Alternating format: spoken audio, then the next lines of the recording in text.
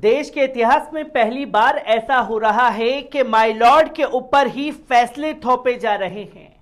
हालांकि my Lord का काम होता है कि वो तमाम फैसलों की सुनवाई करे और फिर उसके बाद अपने जजमेंट को सामने रखें, पर इस बार बीते 8 सालों में तस्वीरें बदलती हुई दिखाई दे रही हैं, जहां माय लॉर्ड के ऊपर ही प्रेशर बनाया जा रहा है कि आपको कॉलेजियम सिस्टम जो है वो खत्म करना पड़ेगा। और कॉलेजियम विवाद को लेकर के देश के कानून मंत्री किरण रिजिजू ने खुला खत जो है वो सीजीआई को लिखा और सीजीआई ने पूरी तरीके से इस पर संज्ञान लिया और सुप्रीम कोर्ट ने सुप्रीम फैसला केंद्र सरकार के ऊपर मर दिया है और यह साफ तौर पर बता दिया है कि माय लॉर्ड हम हैं, आप नहीं। आपको हम फैसला सुना सकते हैं पर आपके फैसले हम पर थोपे नहीं जा सकते। जहां खुल करके सुप्रीम कोर्ट ने कॉलेजियम विवाद पर अपनी चुप्पी तोड़ी है और केंद्र सरकार को बुरी तरीके से फटकार लगाई है। आदाब, नमस्कार, अस्सलाम वालेकुम नाज़रीन। पल पल न्यूज के न्यूज रूम से मैं हूं आपके साथ नदीम अकरम। सुप्रीम कोर्ट ने कॉलेजियम विवाद पर क्या कुछ कहा है और कॉलेजियम विवाद के किस तरीके से आने वाले समय पर नुकसान हो सकते हैं, इसे आपके सामने रखूंगा। पर सबसे पहले इस रिपोर्ट पर नजर डालते हैं। सुप्रीम कोर्ट कॉलेजियम ने सोमशेखर सुंदरेशन की बॉम्बे हाई कोर्ट में न्यायाधीश के रूप में नियुक्ति की सिफारिश दोहराते हुए कहा कि प्रस्तावित उम्मीदवार के विचार व्यक्त करने से वे संवैधानिक पद धारण करने के अयोग्य नहीं हो जाता जब तक कि वे योग्य और सत्यनिष्ठ है। कॉलेजियम ने दिल्ली हाईकोर्ट के लिए सौरभ कृपाल व कोलकाता हाईकोर्ट के लिए अमितेश बनर्जी और साक्य सेन के नामों की सिफारिश भी दोहराई है।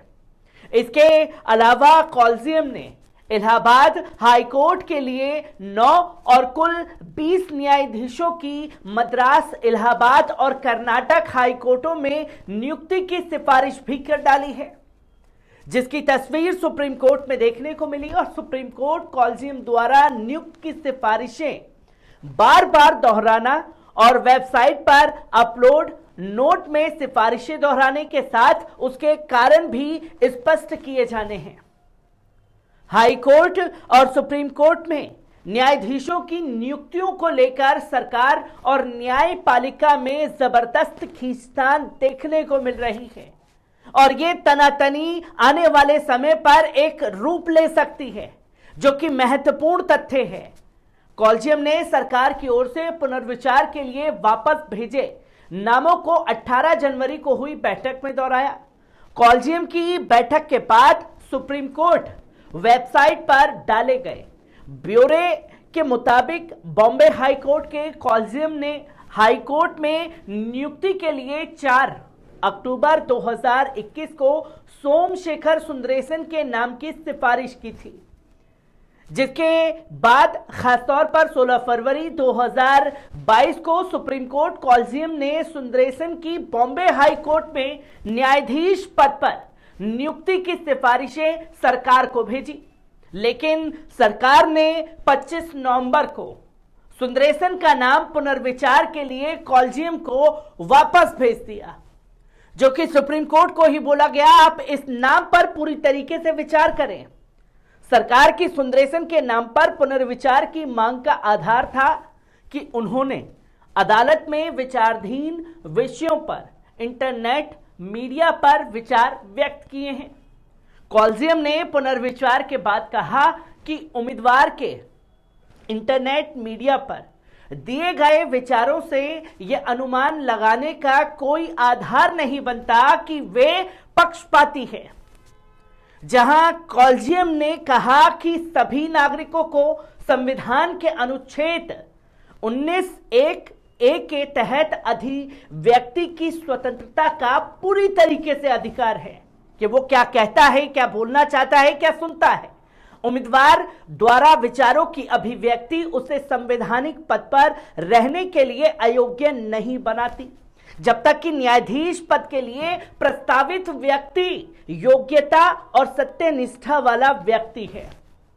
सुंदरेशन की वाणिज्यिक कानून में विशेषज्ञता है और वे लंबे हाईकोर्ट के लिए परिसंपत्ति की तरह होंगे। उनमें न्यायाधीश के लिए होने वाली सारी योग्यताएं हैं और कॉलेजियम उनकी नियुक्ति की 16 फरवरी 2022 की सिफारिश दोहराती है। उनकी नियुक्ति की जाए। इसके साथ ही कॉलेजियम ने वरिष्ठ वकील सौरभ कृपाल को दिल्ली हाईकोर्ट का न्यायाधीश नियुक्त करने की सिफारिशें दोहराई हैं, जहां कॉलेजियम ने सौरभ कृपाल के यौन अभिव्यक्ति के कारण उनका नाम वापस भेजे जाने पर असहमति भी जताई है। कॉलेजियम ने कहा कि न्यायाधीश के रूप में नियुक्ति के लिए संभावित उम्मीदवार के रूप में उन्होंने अपनी यौन अभिव्यक्ति गोपनीय नहीं रखी है। संवैधानिक रूप से मान्यता प्राप्त अधिकारों को ध्यान में रखते हुए इस आधार पर उनकी उम्मीदवारी खासतौर पर खारिज करना सुप्रीम कोर्ट द्वारा निर्धारित संवैधानिक सिद्धांतों के विरुद्ध होगा, जिसकी तस्वीर आप लोगों के सामने है। जहां साफ तौर पर मोटे तौर पर समझने की कोशिश की जाए तो सुप्रीम कोर्ट ने खासतौर पर कॉलेजियम ने सरकारों को जजों की नियुक्ति के लिए कुछ सिफारिशें भेजी, जिसमें एक नाम आया सुंदरेशन का। अब केंद्र सरकार चाहती तो जजों की नियुक्ति की पूरी तरीके से मोहर लगा सकती थी। ये चुने हुए जजों द्वारा चुने गए जज थे जिनको आगे चल के जज बनाया जाता और वो पूरी तरीके से तमाम चीजें सुप्रीम कोर्ट में देखते। पर केंद्र सरकार ने साफ तौर पर कहा कि इनके कुछ विचार ऐसे हैं जो इंटरनेट पर वायरल हैं। इसकी वजह से हम जो है इन्हें इनके नाम पर गौर नहीं कर सकते, आपको दूसरा नाम सोचना होगा। बस कॉलेजियम विवाद में पेच जो केंद्र सरकार और सुप्रीम कोर्ट के बीच यही फंसा हुआ है। अब केंद्र सरकार चाहती है कि उसके चुने हुए लोगों को जज बनाया जाए और जो चुने हुए जज हैं वो पहले से जजों के नाम को रेफर कर देते हैं, जिससे सरकार के जो द्वारा चुने गए लोग हैं उनको जगह नहीं मिल रही।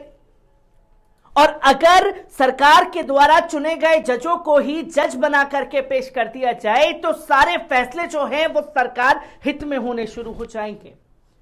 हालांकि अभी भी तमाम फैसले जो हैं वो उसी ओर जाते हैं, पर कहीं ना कहीं सरकार को डर है कि कोई ऐसा जज अगर आ गया तो उसके फैसले पर पूरी तरीके से बवाल मच सकता है और केंद्र सरकार इसमें फंस सकती है। इसलिए कॉलेजियम विवाद पर प्रेशर सुप्रीम कोर्ट के जजों के ऊपर बनाया जा रहा है कि कहीं ना कहीं इस विवाद में जबरदस्त खींचतान हो। प्रेशर के चलते तमाम जज कोई ठोस कदम उठा ले, जो कि पूरा खेल कॉलेजियम सिस्टम को समझाता है, जिसकी तस्वीरें समय समय पर सामने आ रही हैं। और जबरदस्त फटकार सुप्रीम कोर्ट ने अपने मायनों में लगा दी कि आप तय नहीं कर सकते या किसी व्यक्ति को पूरी तरीके से बोलने की आजादी है कि वो क्या बोल रहा है क्या नहीं बोल रहा है। उसके बोलने की शैली की वजह से जो उसका प्रोफेशन है आप उस पर सवाल नहीं खड़े कर सकते, जिसकी तस्वीर लोगों के सामने आई है। और कॉलेजियम विवाद पर सरकार और सुप्रीम कोर्ट के बीच की खींचतान को आप लोगों के साथ यूं ही साझा करता रहूंगा। दीजिए इजाजत, शुक्रिया।